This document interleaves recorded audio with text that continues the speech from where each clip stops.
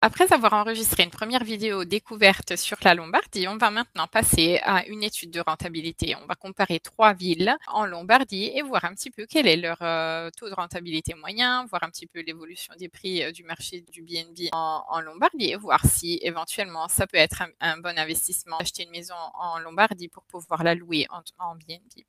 Nous travaillons avec AirDNA, qui est donc un logiciel qui est payant et qui nous permet de faire des recherches comme ça sur toutes les villes italiennes, hein, pour pouvoir voir un petit peu quel est le meilleur secteur pour pouvoir investir. Donc nous, en fait, on fait ce genre d'études. Généralement, je vous compare une cinquantaine de villes dans une même région ou même dans plusieurs régions de façon à vous aider à prendre une décision et à choisir le secteur qui est le plus rentable. On va commencer avec Milan qui n'a pas besoin de présentation. Donc on voit, ne serait-ce qu'avec la carte, le nombre de B&B qui sont disponibles dans ce secteur. Donc on voit, il y en a 18 491 B&B, donc énormément, énormément, énormément.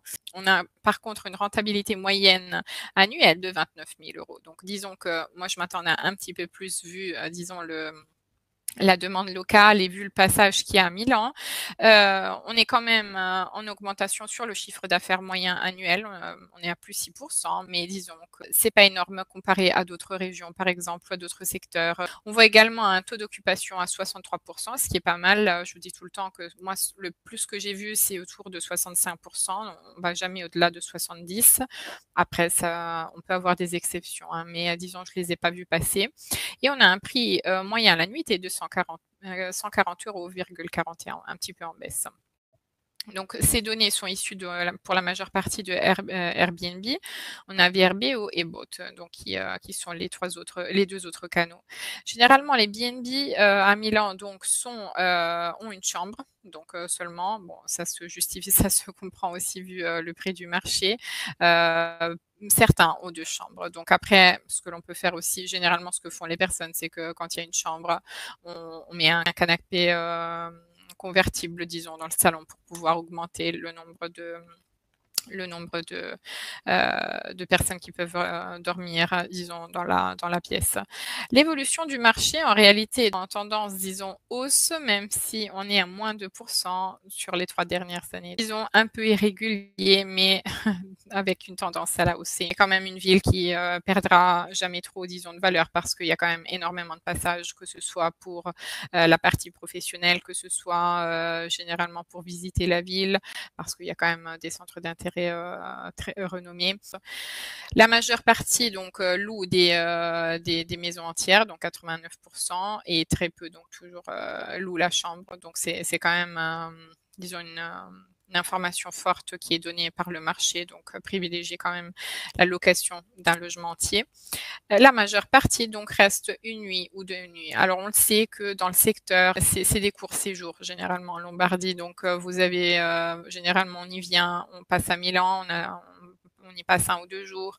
Après on va sur le lac Majeur, on va sur le lac de Côme, on va à Bergame. Généralement c'est un petit peu ça les étapes. On fait un petit peu un road trip, ce qui fait que dans chaque ville on aura ce même retour. On y reste 1 ou 2 nuits. Donc ça c'est un petit peu la tendance.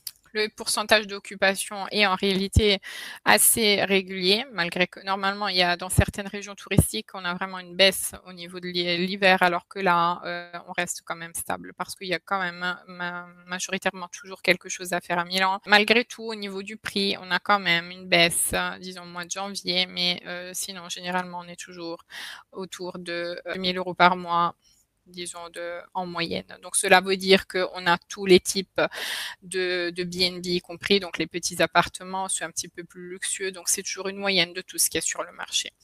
On va maintenant passer à Bergame pour voir un petit peu ce qu'il en est, parce que c'est quand même l'endroit où a été inventée la stracciatella. On a quand même toutes la muraille vénitienne, etc. Donc, on a quand même énormément de choses à faire et puis c'est super joli.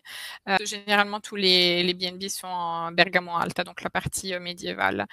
Alors, on a un taux de rentabilité moyen annuel de 22 300 euros. Donc, taux d'occupation. Donc, on n'a pas d'augmentation par rapport à l'année dernière. On est à 0%. Taux d'occupation 64%. moins 3% par rapport à l'année dernière, mais ce qui quand même reste pas mal. On a un prix à la nuitée qui est plus faible, donc 103 €, donc qui par contre est en hausse par rapport à l'année dernière, plus 1%. On a 1376 biens et par contre, on a une courbe très belle sur l'augmentation de la demande concernant les 3 dernières années. Donc, on est à plus 14%. Donc ça, c'est des données positives parce qu'on voit que le marché est en pleine croissance. On voit qu'effectivement, donc on loue toujours principalement une maison entière et une chambre, disons, la chambre est toujours moins demandée. Et là aussi, bon, on voit que la majeure partie donc reste une nuit. Donc 51% des personnes restent une nuit et donc on a ou 2 nuits. Donc ça, c'est un petit peu la tendance pour les raisons que je vous disais tout à l'heure. Donc on est un petit peu de passage. Le pire mois, donc là, voilà, ça c'est plus ou moins la performance qu'on voit dans les régions qui sont très saisonnières. Donc on voit que l'hiver, on est un petit peu plus en baisse. Par contre, on descend jamais en dessous de 1 000 €, disons, par mois. On va maintenant passer au dernier. Donc, on va prendre Como, ma ville.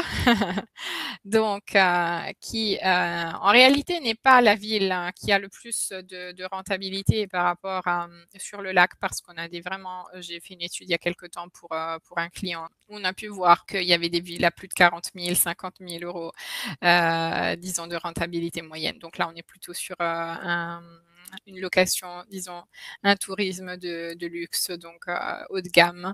Mais voilà, donc là, on est pas mal. Donc, Como, on est à 34 600 € du coup l'année de rentabilité moyenne. On est à 60% de taux d'occupation, donc un petit peu moins que les autres. La rentabilité moyenne est en hausse alors que l'occupation est un petit peu en baisse et le prix à la nuitée donc reste stable. On est à 181 € la nuit en moyenne. On a pas mal de biens quand même, on est à 1830. Et la majeure partie toujours avec une chambre. Donc, il faut dire que l'immobilier à Como même n'est pas très économique. On a divisé une courbe assez intéressante parce qu'on est quand même on a quand même une tendance à l'augmentation, donc plus de 22%, chiffre très bon. Par contre, on voit qu'effectivement, on a toujours ce côté où janvier, février, on a vraiment une chute, donc il n'y a pas grand-chose à faire, c'est vrai.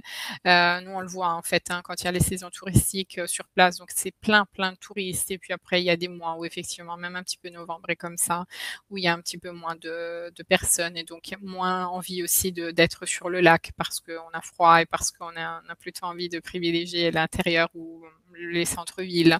Donc il y a un peu moins de passage. Par contre, la courbe est bonne, disons, le message est positif. Et donc la majeure partie, par contre, reste de nuit. Généralement aussi, quand les gens viennent sur Como, donc c'est un bon pied-à-terre parce qu'il y a aussi toutes les stations de train, etc. Et prennent le traghetto pour aller visiter toutes les petits villages sur le lac. Et disons, ça vous permet de rejoindre aussi facilement Milan. Donc c'est un bon pied-à-terre. Donc là, comme on disait, hein, donc par rapport à les revenus, donc là aussi, on descend jamais en dessous de 1000. Par contre, effectivement, chute fin d'année. Voilà un petit peu ce que je voulais vous dire. Donc après, si vous souhaitez comparer d'autres régions, d'autres secteurs, n'hésitez pas à me contacter pour une étude de rentabilité personnalisée.